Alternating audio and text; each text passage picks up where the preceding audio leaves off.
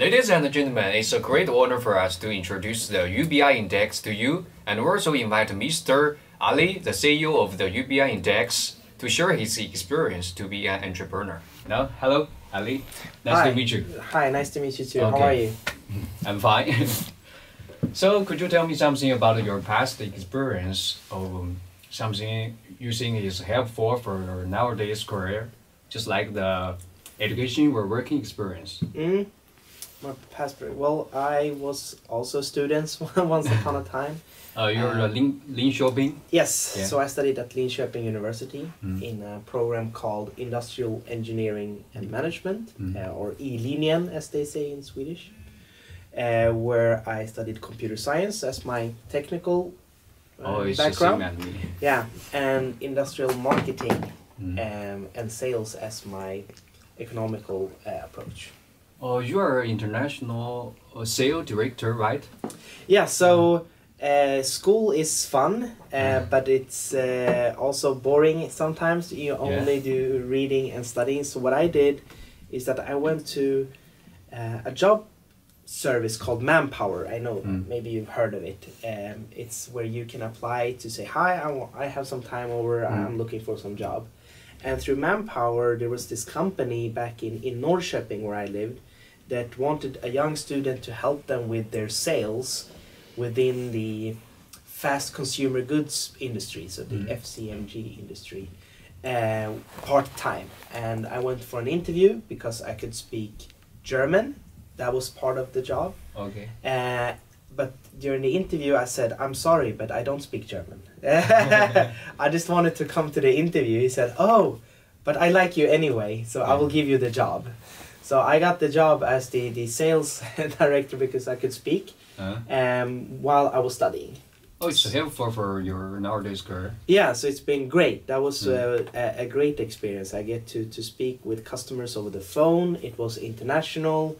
I only spoke English while I was studying computer science and mathematical stuff. Okay. So we know that the UBI Index has built a benchmarking system to evaluate the performance of the university business incubators and also help improve them to become more efficient.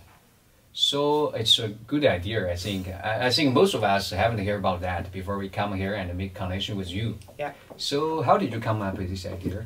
So that's also an interesting aspect. It wasn't my idea. Okay. It was a student again, but from Chalmers University, the one from... Also in Sweden? Yeah, in Sweden, in Gothenburg. And they have this entrepreneurship school, actually, where a student there, one of our founders, his name is Joel, and it was his master thesis that was studying about performance of business incubators. But his master thesis, he didn't finish it because he got another job. But it was a meeting here, just in the room over there, where he presented what he had done. And I was in that meeting, and he asked, together with some other person, if somebody were interested to complete it and take it over. Okay. And this was perfect timing for me, because I was supposed to write my master thesis from Linköping. So I said, well, I think I can. I just raised my hand, I went for an interview, and then I took over as a project as my master thesis. So that's how I started to finish my thesis and to finish that project. But it ended up becoming bigger than a student project. So we started a company instead, and I still haven't graduated. So I haven't finished school yet.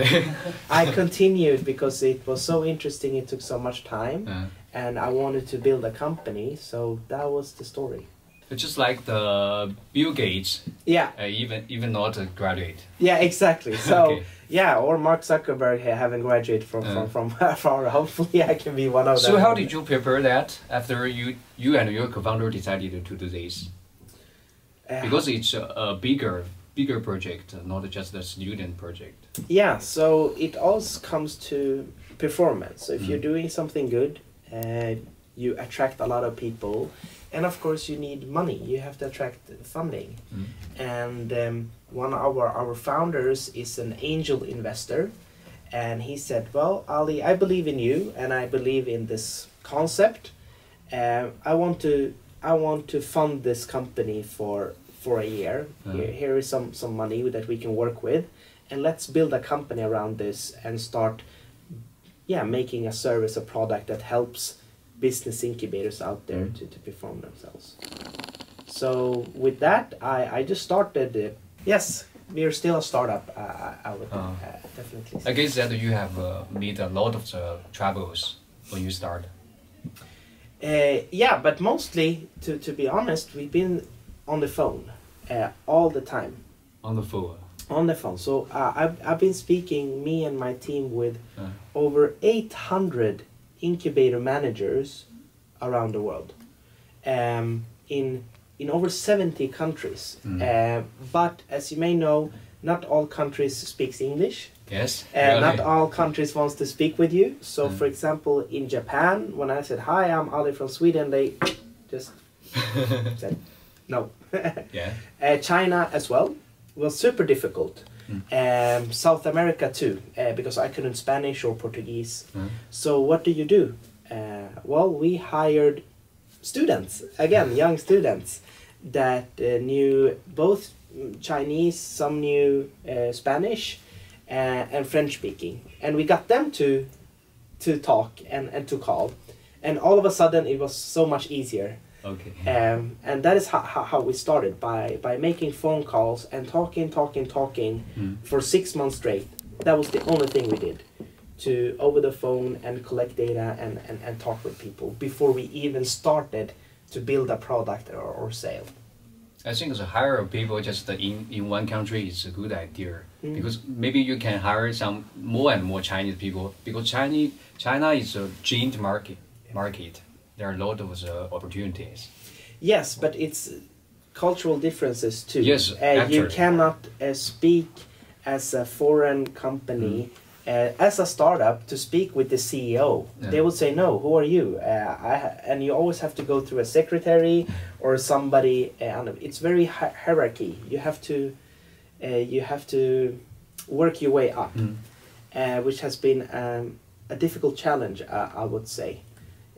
But we are the only company in the world that have 20 incubators from China and Taiwan that we have spoken to and collected data from, and nobody has been able to do that before. Okay. So which is amazing, because we can now do a comparison of incubators in China with Russia, with the US, with Brazil. So it's interesting because we look at economical impact, we look at innovation, and to compare those different countries between each other, it's just amazing. Okay. So listen to this. I remember something that your company has available products is annual report of the top university and business incubators, and it's very honorable. That's my university is on your list. Yeah. Yes. So I just wondering, how did you make money, make profit from this? Did my university also pay for you? No, so this is the challenge that we have. Somebody has to fund this, right? Somebody has to pay for your services. So we have different products for different stakeholders. What you have seen on our webpage is our annual report, which is a global benchmark report, but that is not how we are making a sustainable business. That report is to show the research that we have done. But what we do is that we offer benchmark services to the incubators.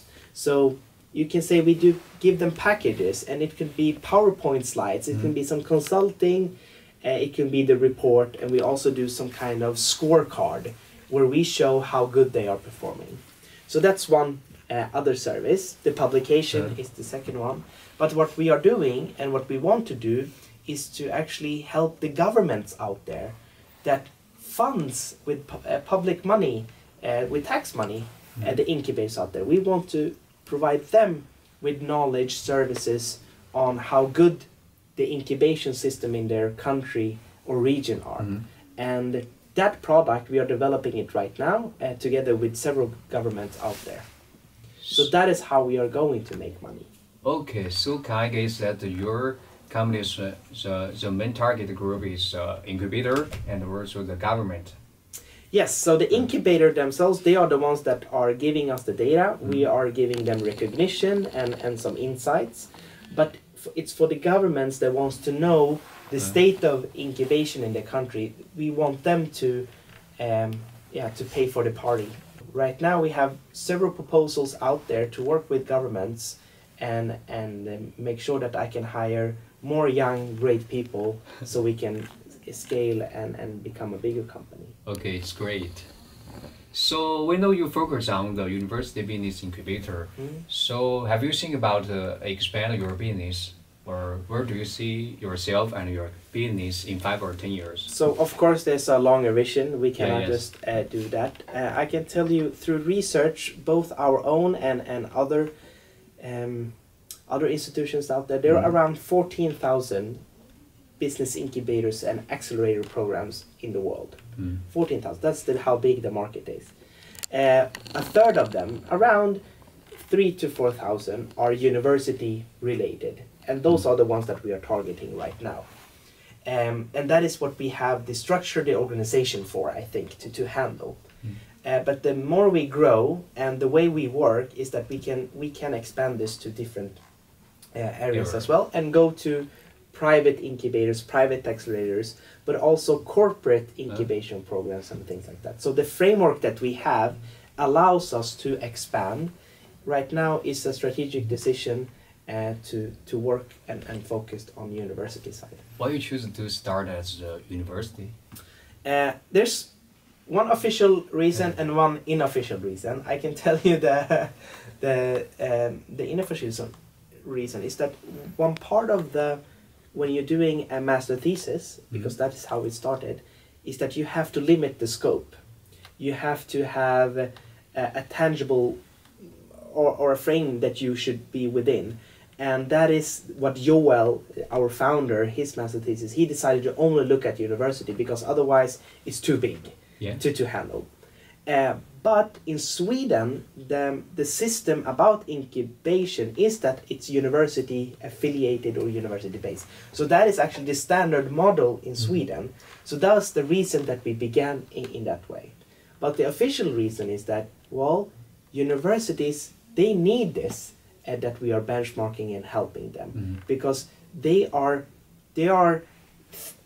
so narrow-minded, universities, when it comes to entrepreneurship and incubation. They need to know best practices so we can build better companies and have better entrepreneurs and better startups so they can be successful. The universities should not only create engineers or consultants and employees. They should also be a really good place for entrepreneurs to startups. But how do they do it? What is the best way of doing it? And this is what we want to highlight for the universities by sharing best practices from all over the world so they can become more entrepreneurial. So that is what we want to do, to help the universities become more entrepreneurial so we get better startups, better students, to build companies. I think we go to the right place. I hope so. Because we don't want to just know the engineers. Exactly. There's a lot of entrepreneurship classes. I imagine you have one now as well.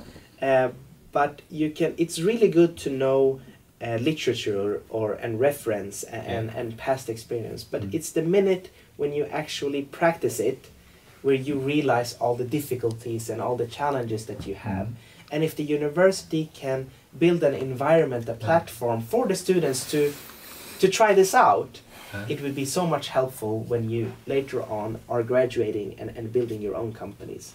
Because when you build your own companies and you're successful, you're not only helping the university, you're helping the region that you are in, you're helping the world. Exactly, you're creating jobs, opportunities, you are making it so much better. And it's the small, medium-sized companies that create and boost the economy. It's not the big companies, it's the small, medium-sized companies. And we need to become better to help those small, medium-sized companies. I hope we can also do that. Yeah, I hope so too. So we will believe that So in the future, the government will put more money to support our youngs to start our business, and so there are a lot of the opportunities, but the bubble and the risks also exist. So how do you think of the environment for our youngs? So you said more money. We say no, not more No. money. So that's the interesting part. More money doesn't mean better operation. We just say more knowledge, more focus when it comes to entrepreneurship. We believe there's really good money out there, but it has to be focused and balanced differently. So more focus on entrepreneurship, more focus on helping the students, the startups, to learn, to become better, and to think big from day one. So when you're starting a company, not to only think small, think how can I be internationally scalable in that way? How can I become the next Airbnb? How can I become the next Spotify? How can I become the next Klarna, if we take some Swedish example? Think big, but you and young students need that mindset, need the help, need the toolbox to think that. And universities should have the best toolbox in the world. And that you can only do by changing the mindset and changing the policy around it. And that is what we want to say. Okay, so they just put the more attention on it, not just put more money. Yeah, and how do you put more attention on it? By showing successful stories. So this is what we do. Share best practices from the best universities in the US that focus on entrepreneurship. You can be a really good university like Stanford, research-wise, but they have also really good companies because they have entrepreneurship focus. But there are other universities out there that have only focusing on entrepreneurship, and they're doing so much good and creating so many great companies or helping creating an environment for that, that this is what we want to encourage other universities to do as well. You know that when I check in your LinkedIn web page, I found a sentence that say that if you want to do something, do it in the way so you can change the word. Yeah. As I even can repeat it. So, is it the advice you give us and also yourself? Absolutely. Think big or go home, I would say. No, but we want to have that mindset.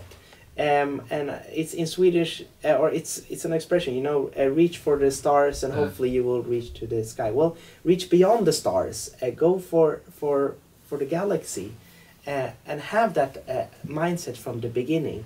Because we believe when you do that, everything you do will fall into that direction. If you think big, all the decisions you make will be big. In that sense, and we believe that's the best way to do it. So what to matter is that just think large the horizon, not just how large the company is. Is it? Think larger. Yeah. Yeah, it doesn't necessarily mean in terms of money. It should be a problem, something that solves for many people. I can give you a quote from Mark Zuckerberg. He said it. We have this business development team. If somebody says, oh, I have this idea, if the impact is only helping a few million people, I would say no. That is what he says to his team. Everything that they do has to help 1 billion people or more. Otherwise, they won't focus on it. Imagine having that mindset. You want to create something, but if it doesn't help 1 billion people, he won't do it. That's amazing. Same thing with us. How can we build something that helps this market or this many, that can have this great impact? And that is what we want to encourage. But of course, there will be some opportunities where you can help. But if you think big, we believe great things can happen. So the young should be ambitious. Ambitious, absolutely, and with your heart into it, that would be a great start. So, any advice can you give me, give us, and something the top skill to be a successful entrepreneur? It's hard work. Yes. Can you briefly talk about that? Yeah. So to be an entrepreneur, it's really nice, but it's stressful. Yes. You don't have I'm saying you, but what I mean me. But I think most like me have experienced the same thing. You don't have much spare time because you're so focused. You want to do something. So a lot of time goes into this. But at the same time, it's very challenging. It can be stressful. You don't sleep that good. You have to take care of yourself, and you don't have the financial support if you are in a big company. So that's also very difficult. So that's the backside of it. The positive side is that you are your own boss. You can decide yourself. Yes. You can be flexible, and you can decide what you want to do. But with with great how do you say, with great responsibility or flexibility comes great responsibility. You have to really focus and make sure you're doing the right things all the time. And this is difficult, but I love it. I can decide it. And if I were a successful entrepreneur, make sure that you raise money from the beginning. You have to think, so you have some secure, how do you say, some insurance that you're doing, so you can pay your salary. Because if you cannot pay your salary, if you cannot pay your rent, then it's difficult for you to focus on what you want to do. So find an investor, find an incubator, find somebody that wants to help you and giving you money. Because what money means is not that you're rich, it gives you time to develop. Money is equal time for a startup. And without money, you don't have time and you don't have oxygen. So that is the best advice I can give, is to make sure that you buy yourself time. Okay, so how do you keep the balance? Make a balance with your work and your spare Sometimes time. I don't, which is difficult. Even don't have spare time? No. Fortunately, I have a girlfriend for 9 years, which is great. But it's been ups and downs. She's been telling me, well, you've been working so hard and doing like this. But I told her, yeah, but for now, I really, really want to do this. But when I come home, I drop everything. I have to, because it's not fair to your partner to do that. But it's a balance. But sometimes the work takes the better of you. But this is what I want to do now. And I think this is the best time of my life to do it. You know, you are not 30 yet, not me at least. We don't have any children, we don't have any school, we don't have anything that we need. We can actually do whatever we want, live wherever we want. And so this is a great opportunity to create something. But after, when you have become 30, when you are married, when you have children, a lot of constraints come to that. You cannot do that many things that you might want to do it. So if it's one time in your life, it's now, I truly believe. And that is why I'm focusing what I want to do. So we must hold this several years to do something we want. I think you guys you're in the best years of your life, and do something that you wake up every morning like, shit, I'm doing something really cool, and just do it. Okay. And everything else you want to do, you can do it later when you become older, things like that. But use that energy you have now to do something. Yeah. Okay, I will keep your words, your advice in my notebook. That's great. Okay, everyone, if you want to do something, just do it in the way so you can change the word. Please keep this word in your mind and think about it. Okay, thank you, Ali. Thank Hope you your so company much. become more and more successful. Thank you guys.